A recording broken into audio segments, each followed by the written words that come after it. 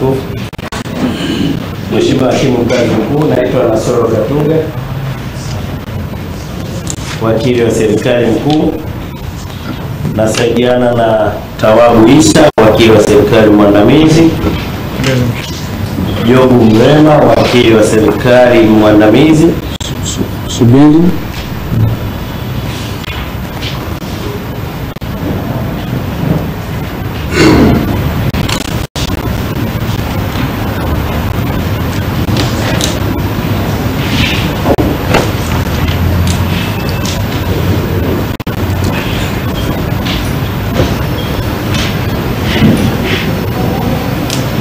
Ndara. Kadeti Melingi, wakili wa serikali, na Winiwa Kasana, wakili wa serikali. Mheshimiwa, tunaiwakilisha Jamhuri katika shauri hili. Mshtakiwa yupo.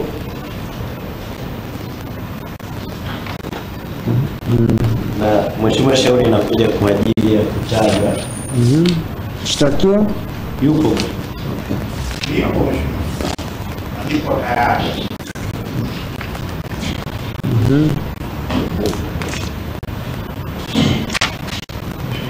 Mheshimiwa, shauri lipo kwa ajili ya kutajwa, na baada ya shauri hili kusomwa na kutolewa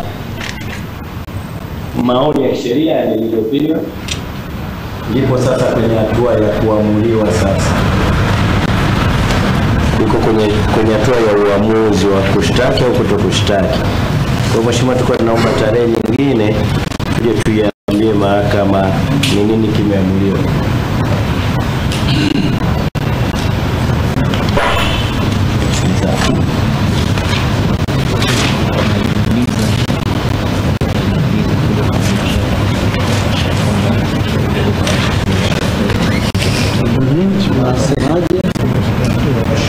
Nashukuru sana. Hii kesi isiahirishwe zaidi ya leo. Hakuna sababu yoyote ya msingi wa kubalia ahirisho lingine. Sasa mheshimiwa, naomba nizungumze. Mheshimiwa, tulipokutana hapa mara ya mwisho tarehe 16 kama sikosema, tarehe 16, wakili wa serikali mkuu na mawakili wenzake waliambia mahakama hii kwamba upelelezi umekamilika, faili imeshapelekwa kwa DPP kwa ajili ya kutolewa uamuzi. Ilishapelekwa kabla ya hiyo siku ya tarehe 16 Juni. Mheshimiwa, mimi naamini huyo mkurugenzi wa mashtaka DPP hajasomea chini ya mwembe kama marehemu mama yangu. Sio mbaya, anajua kusoma, amesoma sheria, ana uzoefu na mambo haya. Inamchukua muda kiasi gani kujiridhisha kwamba kuna kesi ya kupeleka mahakama kuu au hakuna kesi, alete nole prosecute. Inamchukua muda gani mkurugenzi wa mashtaka ambaye ana sifa zile zilizotajwa katika katiba hii, mwanasheria aliyefanya kazi ya sheria kwa muda usiopungua miaka 15 kama sasa, inachukua muda gani kusoma faili ya kesi hii ili aiambie mahakama yako tukufu kwamba una ushahidi wa kutosha apeleke information mahakama kuu, au hakuna ushahidi aikie nole, alete nole mahakama. Mheshimiwa, nataka nizungumze kidogo juu ya sheria.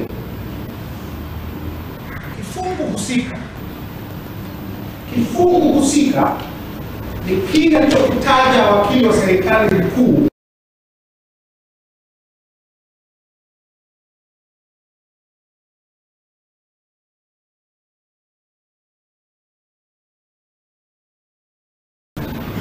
siku hiyo ya tarehe 16 ya mwezi uliopita. Kifungu cha 245 cha sheria ya mwenendo wa jinai, kifungu kidogo cha 4 na kifungu kidogo cha 5. Nataka tuanzie hapa.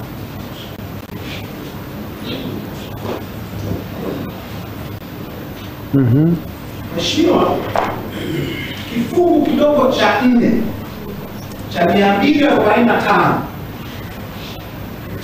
inasema kwamba upelelezi ukisha kamilika, DPP au mwakilishi wake, yaani hawa, sio DPP ni hawa, mshtakiwa tumia lugha ya mahakama. Lugha ya mahakama hakuna hawa. Sawa. Yes. DPP au mawakili wa serikali, yes, the law officer, wanapelekewa faili.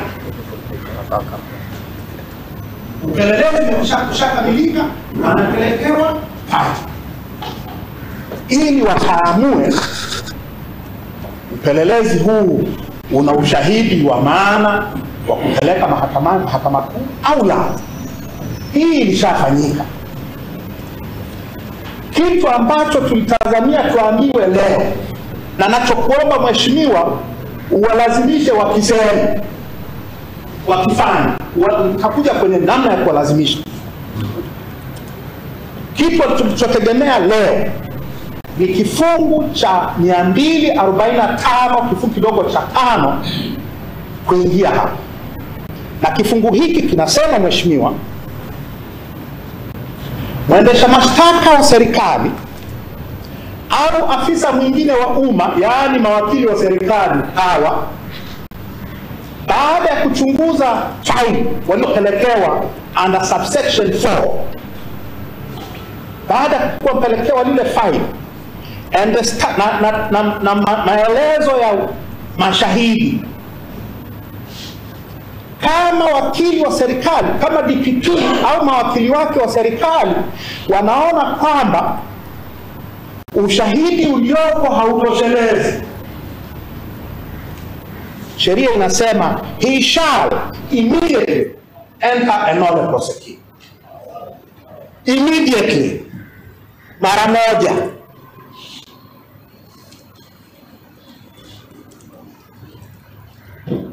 Hiyo ni option ya kwanza ambayo tulitegemea watuambie hapa leo.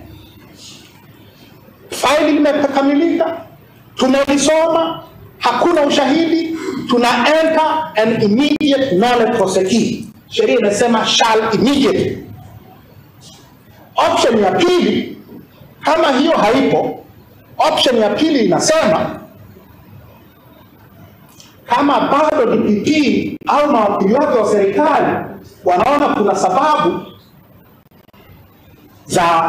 za ushahidi zaidi kutafutwa, kama wana reason to believe that additional evidence, additional investigation may change the position, then wakaomba ahirisho na wakaomba muda wa further investigations. They only have two options: enter an immediate nolle prosequi au omba mkafanye upelelezi zaidi.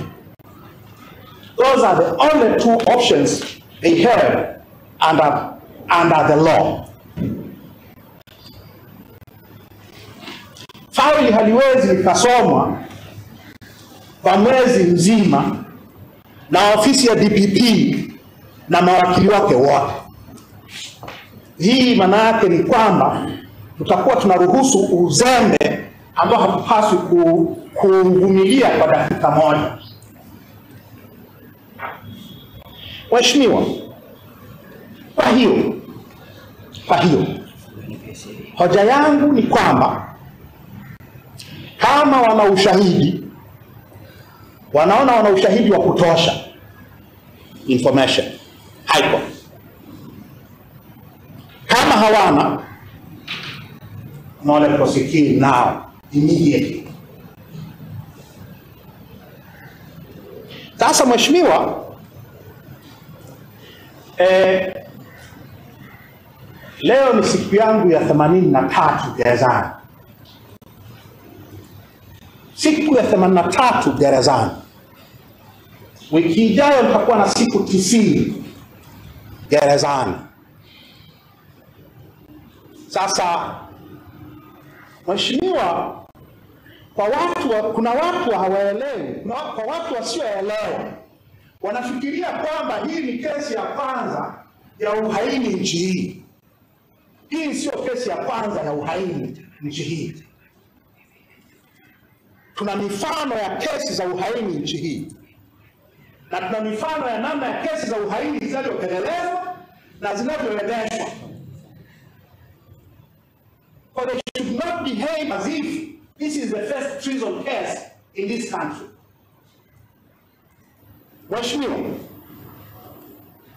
kesi ya kwanza ya uhaini katika Jamhuri ya Muungano wa Tanzania ilifunguliwa miaka 55 iliyopita.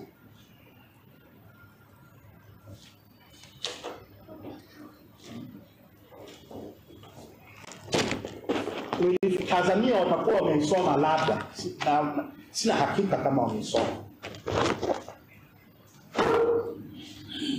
Kesi ya kwanza ya uhaini mheshimiwa, na iliandikiwa mimeograph pamphlet na chuo kikuu Faculty of Law of University of Dar es Salaam, my alma mater, I'm proud to say. Tanzania's first treason trial kwenye mahakama kuu ilikuwa criminal case number 685 of 1970. Na kwenye court of 1970 criminal case number 685 of 1970.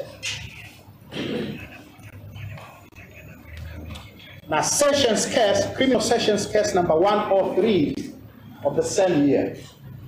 Chief Justice Telford Georges. Na kwenye mahakama ya rufani ya Afrika Mashariki mheshimiwa, kwenye mahakama ya rufani kesi hii iko reported. Inaitwa Gray Kumbu Matata na wenzake dhidi ya Jamhuri 1971 EA 495.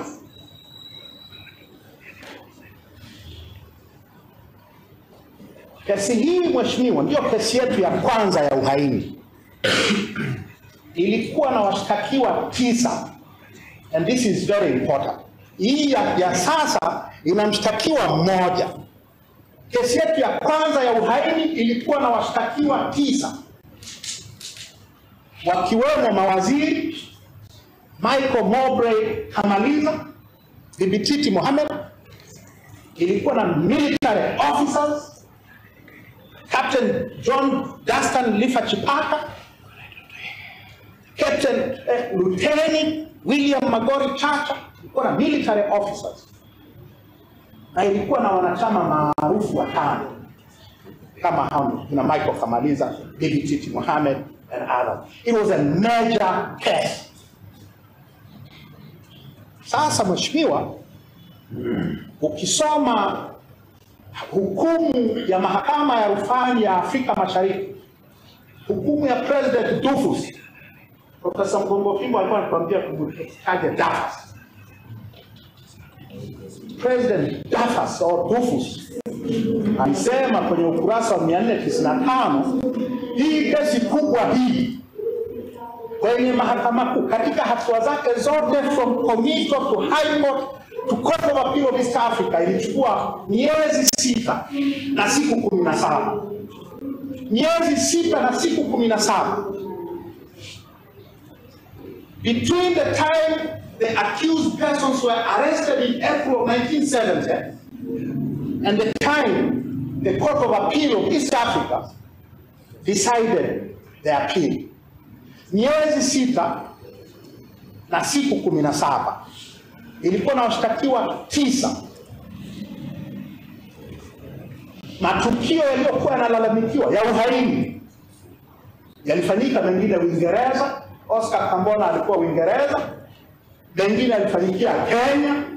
Hawa kina Grey Mataka na wenzao walikuwa wanaenda Kenya kwenda kupanga njama za kupindua serikali na kumuua Nyerere, na nyingine ilifanyikia Dar es Salaam. It was a complicated case. Between the arrest of the accused persons and the Court of Appeal decision, it took 6 months and 17 days. Hii kesi mheshimiwa, kama hiyo kesi kama ingekuwa leo, ingechukua miaka 20 kwa utaratibu huu. But it took 6 months. Kwa sababu watu walikuwa wanafanya kazi. Kwa sababu watu walijua kwamba katiba yetu inasema uhaini, ibara ya 28,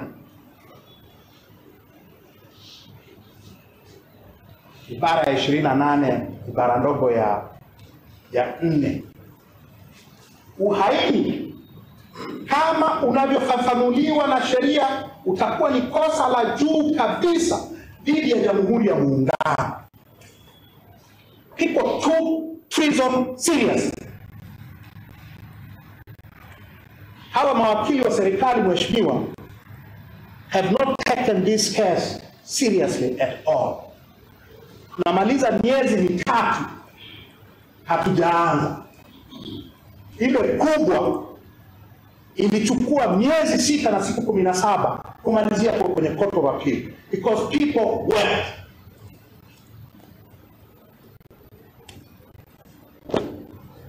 Kesi yetu ya pili ya uhaini, kesi ya pili ya uhaini ya nchi hii iko reported mheshimiwa jaji, mheshimiwa hakimu, ni kesi ya Hatibu Gandhi na wenzake dhidi ya Jamhuri. It's reported in 1996 TLR number 12.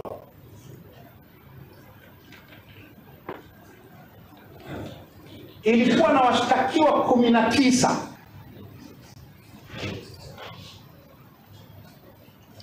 wakiwemo wanajeshi 9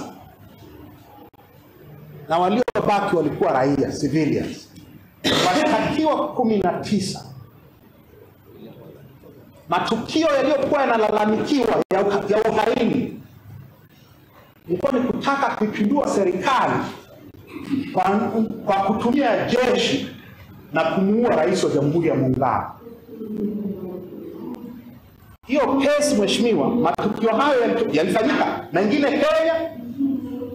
Uncle Tom Lugangira alikuwa Kenya na Tamim, Mohamed Tamim kama sikosema, walikuwa Kenya. Hao wengine kina Kadego, kina Mapunda, kina nani walikuwa wengine wako Lugalo, wengine Ewi, wengine Nevi hapo Kigamboni, wengine Monduli, wengine kambi ya Tabora, wengine na Chingwea. This was a major treason plot. Kwa mujibu wa hukumu ya Chief Justice Nyalali mheshimiwa, utaangalia ukurasa wa 14 na 15, Mheshimiwa Jaji Mkuu Francis Nyalali anasema kesi hii kwenye mahakama ya mahakama kuu ilihitaji mashahidi 140, mashahidi 97 wa serikali, mashahidi 43 wa utetezi, 140 witnesses. the record of the case, the trial record, ilikuwa juzuu 14 na judges notes peke yake zilikuwa juzuu 4. It was a major treason trial. Ilichukua mwaka mmoja na siku 17. According to judgment ya Chief Justice Francis Nyalali, ukurasa wa 13 na 15. Siku kesi kubwa kama hiyo, mwaka mmoja, siku 17 between Komito, High Court na Court of Appeal. Hatujaanza hapa Komito, tunaelekea kwenye siku 90. Ni mtu huyu mmoja.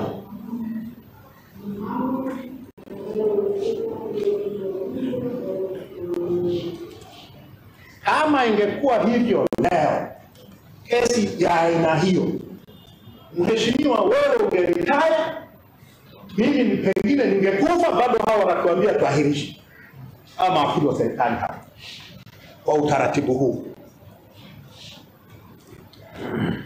Mheshimiwa, tunachezewa. Watu hawafanyi kazi, wanafungua mashtaka makubwa, alafu ndio wanaanza kufikiri ushahidi uko wapi.